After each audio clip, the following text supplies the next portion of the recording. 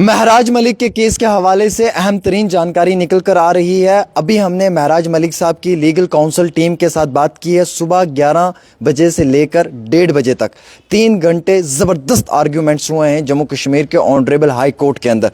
Bit by bit जो है वो बात को सुनाया है। ये केस बहुत स्ट्रॉन्ग है, बहुत मजबूत है और इसमें काफ़ी मटीरियल है।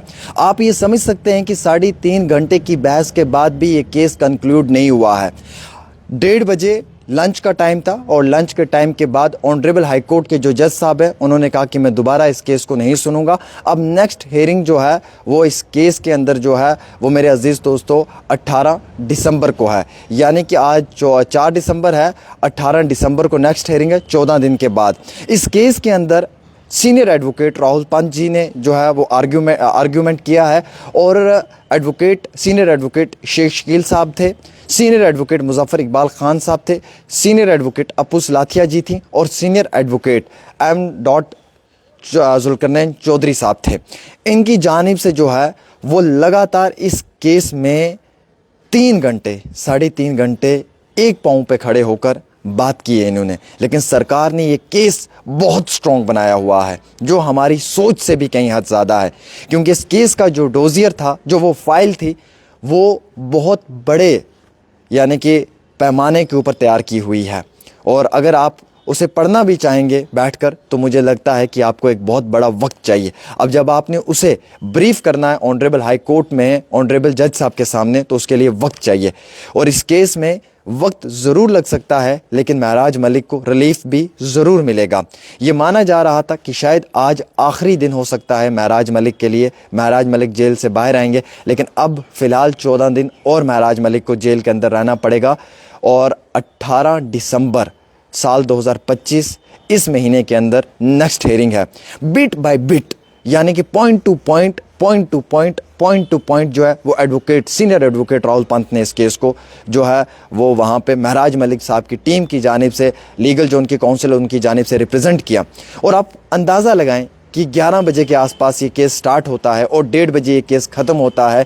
3-3.25 घंटे लेकर आप चलें कि इस केस में आर्ग्यूमेंट्स हुए हैं और फिर भी कंक्लूड नहीं हुआ है। अब जो 18 दिसंबर को नेक्स्ट हेयरिंग है उस दिन सेम सरकार के लोग भी जो हैं वो आर्ग्यूमेंट्स करेंगे, यानी कि सरकार की तरफ से सीनियर एडवोकेट सुनील जी होंगे, सुनील सेठी साहब होंगे और उनके साथ जो असिस्ट करेंगे वो एडवोकेट जनरल मोनिका कोहली जी होंगी।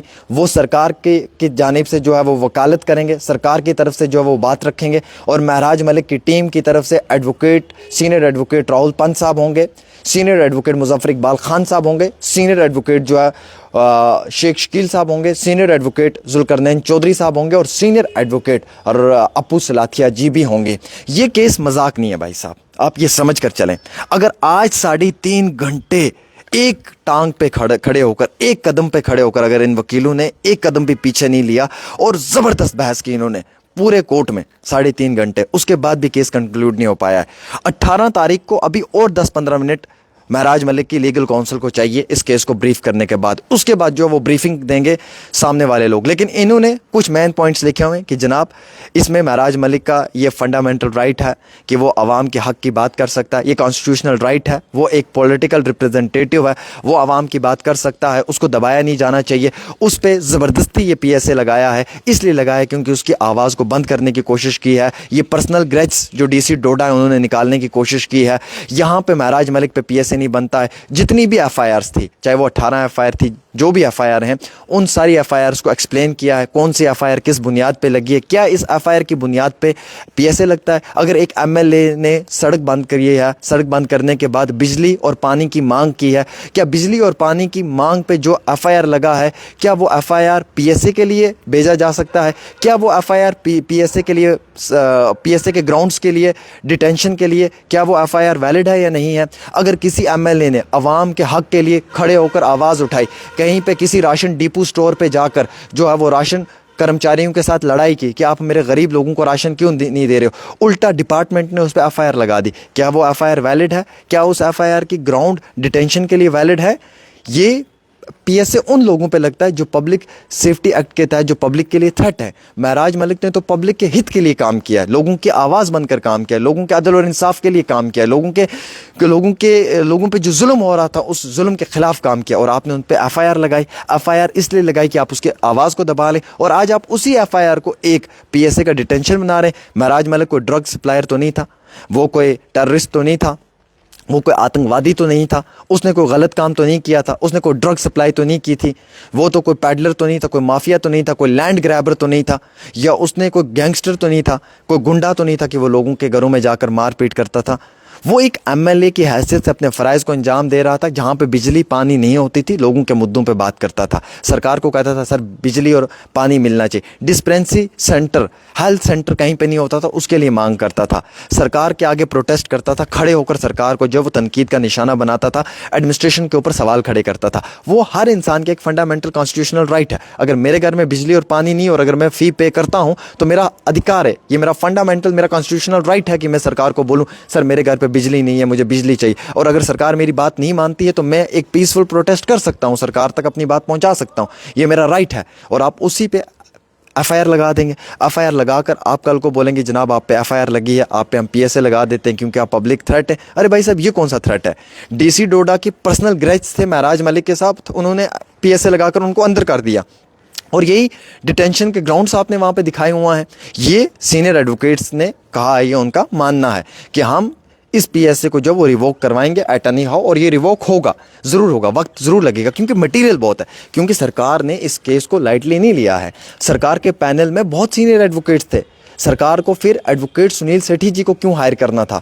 वो इसलिए हायर किया, उनको पता था कि ये बड़ा सीनियर एडवोकेट है और ये बड़े पैमाने पे सरकार को जो है वो रिप्रेजेंट कर सकता है। लेकिन लीगल काउंसिल जो महराज मलिक साहब के हैं वो किसी से कम है क्या? एडवोकेट शेख शकील साहब किसी से कम है? एडवोकेट मुजफ्फर इकबाल खान साहब कम है? कितने सारी डिटेंशंस उन्होंने आज तक जो है वो फ्री ऑफ कॉस्ट जो है वो रिलीज़ करवाई हैं। जुल्करनैन चौधरी साहब कोई कम वकील हैं? कितने सीनियर और कितने काबिल वकील हैं वो? क्या अपू सलाथिया जी कोई कम है? कितनी काबिल एडवोकेट हैं? और सीनियर एडवोकेट राहुल पंत साहब वो भी किसी से कम तो है ही नहीं है जनाब। अभी तो आर्ग्यूमेंट वही कर रहे हैं और वो ज़बरदस्त पैमाने पर आर्ग्यूमेंट कर रहे हैं। 3.5 घंटे की आर्ग्यूमेंट हुई, नॉट ए जोक। उसके बाद भी केस कंक्लूड नहीं हुआ है। आप देखिए कितना बड़ा केस सरकार ने बनाकर रखा हुआ है ये। और नेक्स्ट हेयरिंग पे भी 10 से 15 मिनट और चाहिए लीगल काउंसिल को, जो महराज मलिक की है, वो इस केस को ब्रीफ कर पाएंगे। लंच का टाइम हो गया था, केस ही ब्रीफ नहीं हो पा रहा था। 3.5 घंटे बिट टू बिट 18 एफआईआर्स को जो है वो सामने रखा, डीडी रिपोर्ट्स को सामने रखा, सब चीज़ों को ब्रीफ किया, लेकिन महराज मलिक के लिए रिलीफ कोई नहीं है। नेक्स्ट हेयरिंग 18 दिसंबर को होगी और 18 दिसंबर को सरकार के लोग भी जो हैं वो आर्ग्यू करेंगे। उसके बाद जज साहब इसके ऊपर अपना हतमी फैसला सुनाएंगे। क्या महराज मलिक पे जो पीएसए लगा है, क्या वो पीएसए जायज़ था या वो फिर गैर कानूनी था, अनडेमोक्रेटिक था? एक पब्लिक रिप्रेजेंटेटिव की आवाज़ को दबाने के लिए इस तरीके का पीएसए लगाकर उन्हें जेल की सलाखों के पीछे धकेल दिया और डिस्ट्रिक्ट डोडा की आवाम को आज सफ़र करना पड़ रहा है क्योंकि उनका रिप्रेजेंटेटिव इस समय कठुआ की जेल के अंदर बंद है। और क्या कोई आवाज़ अदल और इंसाफ के लिए उठाएगा तो उस पर आप एफआईआर लगाकर उसे जेल की सलाखों में डाल देंगे?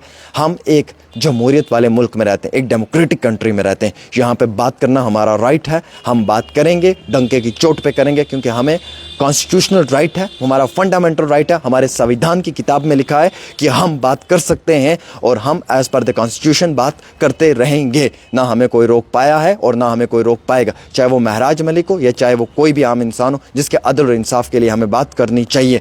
और नेक्स्ट हेयरिंग 18 दिसंबर साल 2025 यानी कि इसी महीने में होगी, 18 दिसंबर को होगी। और उस दिन क्या महराज मलिक के लिए कोई रिलीफ आएगा या नहीं आएगा? फिलहाल आज 3.5 घंटे की ज़बरदस्त नेक्स्ट लेवल पे जो है वो बहस की है सीनियर एडवोकेट राहुल पंत साहब ने और सीनियर एडवोकेट शेख शकील और मुजफ्फर इकबाल खान साहब ने, अपू सलाथिया जी ने और जुल्करनैन चौधरी साहब ने। और इनका ये कहना है कि हमें नेक्स्ट हेयरिंग के लिए भी 10 से 15 मिनट और चाहिए ताकि हम उस केस को ब्रीफ कर पाएँ। फिर सरकार के जो वकील हैं वो ब्रीफ करना स्टार्ट करेंगे और फिर उसके बाद शायद कोई हतमी फैसला इस केस के ऊपर यानी कि फाइनल विडिक्ट जो है वो इस केस पे आ सकता है। तो ये है महराज मलिक का पूरा कहानी, पूरा एपिसोड जो मैंने आपको पढ़कर सुनाया, जो मैंने आप तक पहुंचाया, जो मैंने आप तक बताया। और अब आप इसको आगे शेयर कर सकते हैं और उसके बाद आप अपनी राय भी दे सकते हैं।